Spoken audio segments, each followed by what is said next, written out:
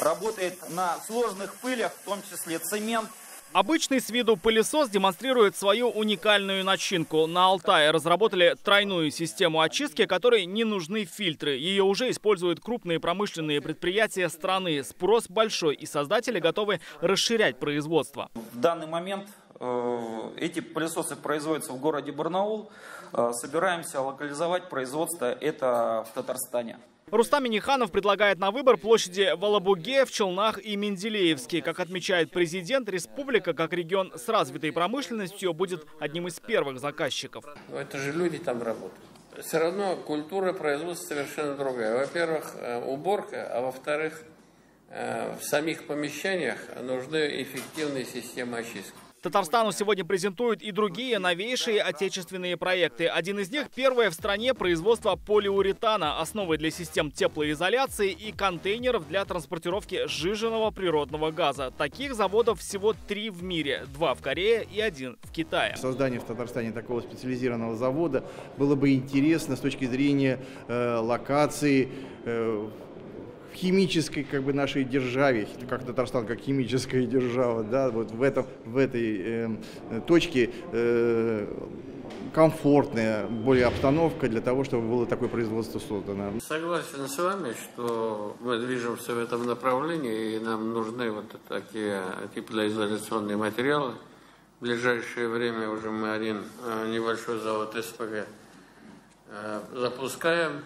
Дальше есть планы. Как отметил президент, в будущем можно использовать полученные резервуары и в садовых товариществах, куда газ пока не пришел. Институт из Москвы предлагает совместно с татарстанскими компаниями разработать отечественный катализатор для очистки газовых выбросов. Он в разы минимизирует вред экологии, и пока аналоги закупаются в Дании. Все, что мы сами можем делать, нам никаких санкций нет. Нам надо научиться, чтобы все у нас было. Если у нас будет, этих санкций будет очень мизерно. Они вводят санкции только там, где у нас пробел. Страна нуждается и в своих техногигантах, и для того, чтобы не упустить их, пока они молоды, талантливы и нуждаются в поддержке, фонд Сколково и Иннополис запускают специальный акселератор для их поиска и отбора.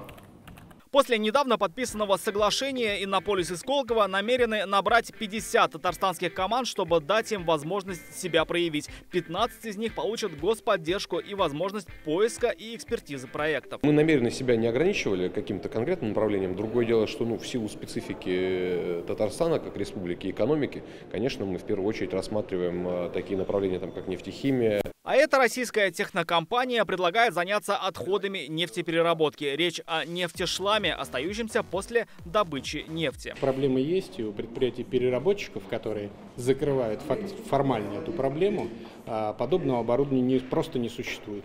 Эти отходы хранятся миллионными тонн. Новый проект позволяет перерабатывать его, получая строительные материалы. Начать планируют с одной установки в Нурлатском районе. За 5 лет она позволит переработать 600 тысяч тонн отходов не только из Татарстана, но и других регионов страны. Однако против проекта высказались нефтяники. Он может навредить экологии. У Татнефти нет такого восторга от этого оборудования.